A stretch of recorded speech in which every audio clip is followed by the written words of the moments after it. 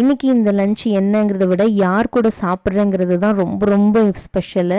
என்னோடய ஃப்ரெண்ட் பானு சென்னையிலேருந்து வந்து பார்த்திங்கன்னா ஒரு ஒர்க்காக ஒட்டஞ்சத்திரம் வந்திருந்தா. மீன்வேல் வந்து பார்த்திங்கன்னா என்னை பார்க்கணுன்னு அவள் சொன்னான். நீ வருவேன்னு நினைக்கவே இல்லடி அப்படின்னு சொன்னேன் நான்.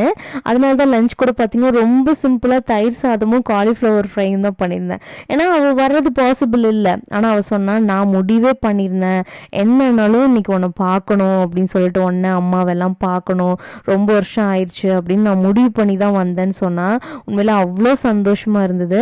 2 பேரும் வந்து பார்த்திங்கன்னா சாப்பிட்டோம். டேபிள் போகலான்னு சொன்னேன். இல்லை மகா, கீழேயே உட்காந்துக்கலாம். இந்த மாதிரி சிலரோடு தான் நம்ம இருக்க முடியுங்க. அந்த ஒரு கம்ஃபர்ட் ஜோன், தரையில் உட்காந்து சாப்பிட்லாம், ஒரு கெஸ்ட் மாதிரி நடத்த வேண்டியதில்லை, தயிர் சாதம் கூட அவங்களுக்கு தைரியமாக கொடுக்கலாம். இந்த லஞ்சை சமைக்கும் போது எனக்கு தெரியாது நான் இன்னைக்கு இதை பானு கூட தான் உட்காந்து சாப்பிட போகிறேன்னு. சாப்பிட்றப்போ எனக்கு அவ்வளோ சந்தோஷம். என்னோட வீடியோ எல்லாத்துக்கும் தவறாமல் லைக் போட்டுருவா. இன்னைக்கு அவளே வீடியோவில் இருக்கா.